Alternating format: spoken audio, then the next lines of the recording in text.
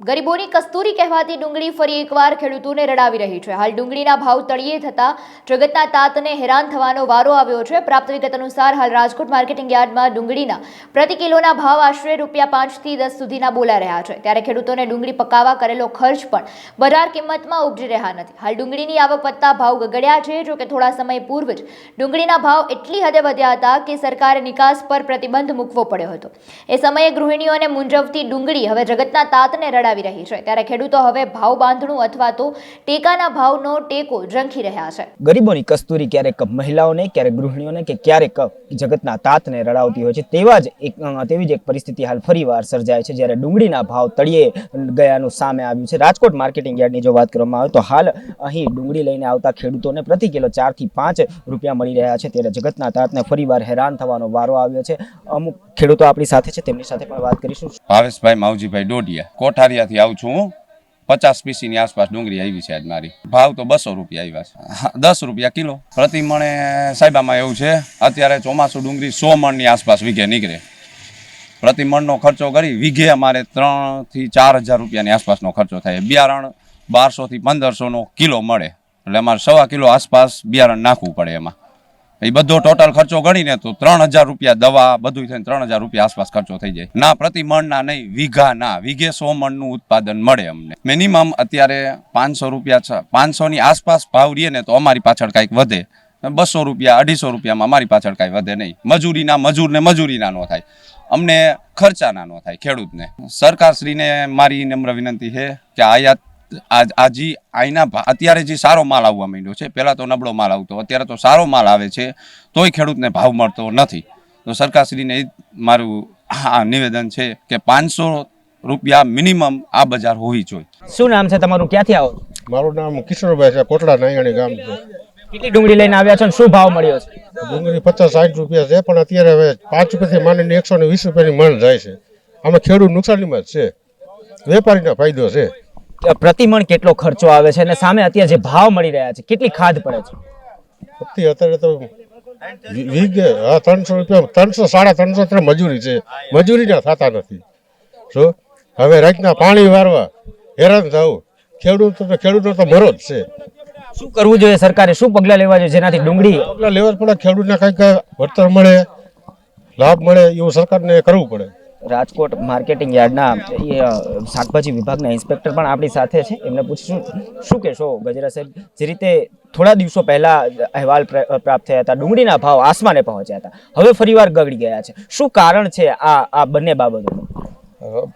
ડુંગળી જે બહાર નિકાસ થતી હતી એ સરકારે નિકાસ ઉપર બેન્ડ લગાવેલ છે, એના હિસાબે પ્રતિ મણે 300ની આજુબાજુ જે ભાવ નીકળી ગયેલ છે, તો ખેડૂતને પણ પોષણક્ષમ ભાવ મળતા નથી। એ માટે ખેડૂત માટે સરકારને નિકાસની છૂટી આપવી જોઈએ, તો પાછા અથાવત સ્થિતિમાં ભાવ થઈ જવાની શક્યતા રહેશે।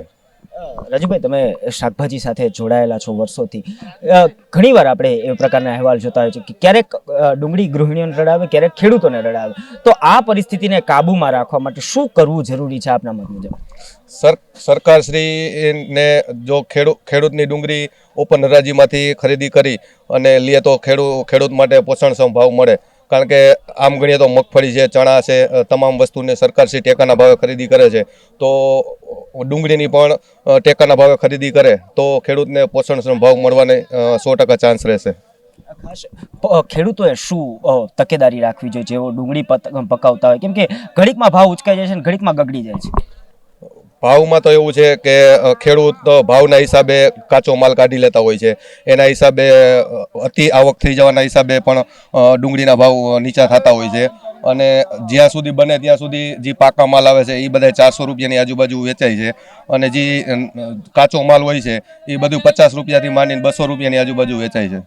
બિલકુલ, હાલ ભાવ જે છે એ તળિયે ગયા છે ડુંગળીની જો વાત કરવામાં તો હાલ આ દ્રશ્યો આપને બતાવવા માંગીશ। રાજકોટ માર્કેટિંગ યાર્ડ ખાતેના આ દ્રશ્યો છે કે જ્યાં હાલ ડુંગળીની કહી શકાય કે સારી આવક થઈ છે। આંકડાઓની જો વાત કરવામાં આવે તો હાલ રાજકોટ માર્કેટિંગ યાર્ડમાં સૂકી ડુંગળીની વાત કરવામાં આવે તો અંદાજિત 9300 ક્વિન્ટલ ડુંગળીની આવક થઈ છે અને ભાવ પ્રતિ 20 કિલોની જો ગણતરી કરવામાં આવે તો ₹91 થી માંડીને ₹261 પ્રતિ મણ સુધીના ભાવ બોલાઈ રહ્યા છે, જેથી ચોક્કસ અંદાજ મારી શકાય કે ખેડૂતોને મહત્તમ આશરે 6 થી 7 રૂપિયા પ્રતિ ડુંગળીના પ્રાપ્ત થઈ રહ્યા છે, જે ભાવ પડતર કિંમત કરતાં પણ નીચા છે, જેના લીધે ખેડૂતોને હેરાન અને પરેશાન થવાનો વારો આવ્યો છે.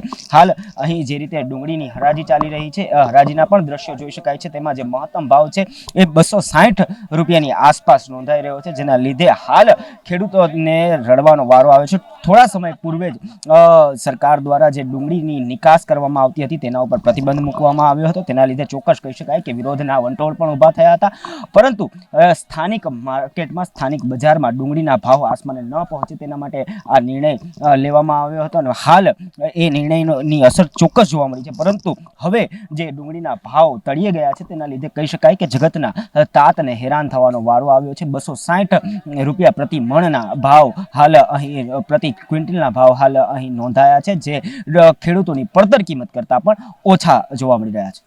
કેમેરા પર્સન મનસુખ રાઠોડ સાથે ગૌરવ રાજસિંહ, અબ તક ચેનલ, રાજકોટ.